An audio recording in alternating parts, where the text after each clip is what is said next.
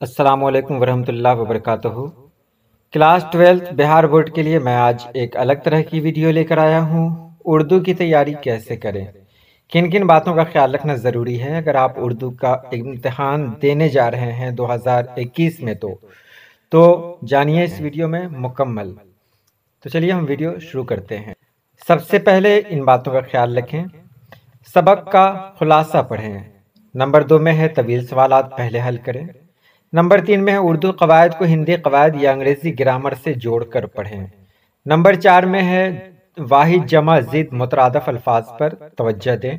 और नंबर 5 में बताया गया है कि हर रोज़ एक सफ़ा ज़बानी उर्दू लिखें जिसमें किसी सबक का खुलासा हो। ये तो मैंने आपको बता दिया, अब तफसील से इसके बारे में जानते हैं। सबक का खुलासा पढ़ें। देखिए, अब वक्त बिल्कुल नहीं है कि आप किताब को देखें और मुकम्मल सबक पढ़ें। आपके पास गाइड होगी, आपके पास गेस्ट पेपर भी होना चाहिए। तो आप गाइड और गेस्ट पेपर में सबसे पहले सबक का खुलासा पढ़ें। जैसे आपको प्रोमिस अफसाना पढ़ना है तो प्रोमिस अफसाने का खुलासा पहले पढ़ लें। आप ऑब्जेक्टिव में या मुख्तसर तरीन सवालात में बिल्कुल न पढ़ें।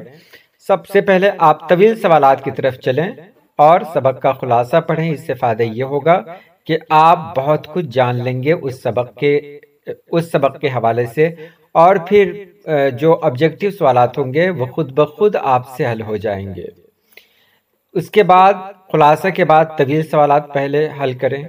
अगर सवाल हल करने की बात हो रही हो तो सबसे पहले लंबे सवालात जो होते हैं, लॉन्ग क्वेश्चंस, उनको आप पहले सॉल्व करें।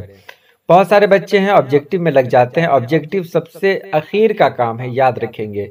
जब तक आप तवील सवालात को नहीं समझेंगे ऑब्जेक्टिव आपके लिए बेमानी है। तो तवील सवालात पहले हल करें। नंबर 3 में आप देख रहे हैं कि उर्दू कवायद को हिंदी कवायद से जोड़कर पढ़ें।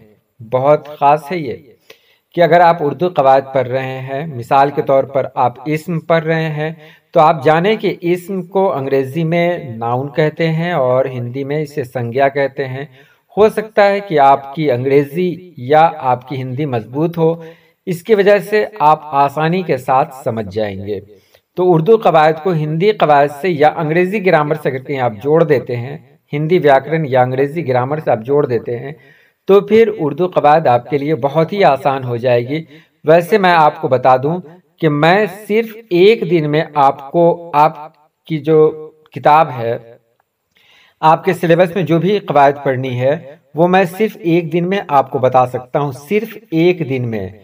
क्योंकि मुझे आप पर यकीन है कि मैं जिस तरह बताऊंगा आप आसानी के साथ उसे समझेंगे। तो ये बहुत आसान है, बहुत मुश्किल नहीं है, बहुत आसान है। आप आसानी के साथ इसको समझ सकते हैं, तो इसका टेंशन आप बिल्कुल नहीं लें। नंबर 4 में है वाहिद जमा जिद मुतरादफ अल्फाज पर तवज्जो दें। कम से कम 5 वाहिद जमा, 5 जिद, 5 मुतरादफ अल्फाज हर दिन आप देखें। याद करने को मैं नहीं कह रहा हूं, आप उसे पढ़ें, याद नहीं करें, बस पढ़ते रहें। आज आप 5 पढ़ेंगे, कल 5 पढ़ेंगे, तो जब इसका रिपीट होता रहेगा, जब रिपीटेशन होता रहेगा इसका, तो खुद ब खुद आपको याद होता रहेगा। आप इस बारे में कन्फर्म रहें कि अगर आप याद नहीं भी करेंगे तो याद हो जाएगा। अजब तरह का सवाल मैं कह रहा हूँ। देखिए, हमारे जहन में ऐसे ऐसे लोगों के नाम महफूज रहते हैं जिनको हम लोग कभी याद नहीं करते। 5 वाहिद जमा, 5 मुतरादफ अल्फाज और 5 जिद वगैरह पर को हर दिन देखें, जरूर देखें। उसके बाद जो कहा गया है कि हर रोज एक सफ़ा ज़बानी उर्दू लिखें। जी बिल्कुल, हर दिन एक सफ़ा ज़बानी उर्दू ज़रूर लिखें। और ज़बानी उर्दू में क्या लिखना है? वही लिखना है जिस सबक का खुलासा आपको याद हो। मिसाल के तौर पर मैंने आपको बताया कि अगर आपने इब्राहिम सक्का का खुलासा पढ़ा है तो उसे ही आप एक सफ़ा में लिख दें। कोई ज़रूरी नहीं कि आपका सफ़ा पूरा भरा हुआ हो, कोई ज़रूरी नहीं कि आप उसमें बहुत अच्छे तरीके से लिख रहे हो, ये भी कोई ज़रूरी नहीं है। आप गलतियां करें, गलतियों से घबराएं नहीं। जब आप गलती करेंगे तो खुद ब खुद उसमें सुधार की गुंजाइश होगी। तो आप गलती से बिल्कुल नहीं घबराएं, आप लिखें, जमकर लिखें। लिखते लिखते ऐसा होगा कि आपको आदत बन जाएगी।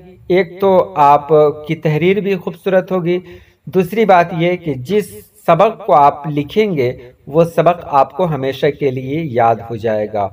आप हर दिन कम से कम 1 घंटा सिर्फ और सिर्फ उर्दू के लिए निकालें, कम से कम 1 घंटा, कम से कम मैं बोल रहा हूँ, तो आप उर्दू में अच्छा नंबर ला सकते हैं। अगर 2 घंटा निकालते हैं तो फिर आप मजबूत हो जाते हैं उर्दू में और आप बहुत बेहतर नंबर ला सकते हैं। तो अगर आपने इन बातों पर ध्यान दिया तो आपकी तैयारी भी बेहतर होगी, आपकी उर्दू भी मजबूत होगी और फिर आपको इम्तिहान का कोई टेंशन नहीं रहेगा। मैं आगे बताऊंगा कि आप पिछले सवालात को भी सॉल्व करें। अगर आपको पिछले साल के सवालात कहीं मिल जाते हैं तो आप उन सवालों को ज़रूर सॉल्व करें।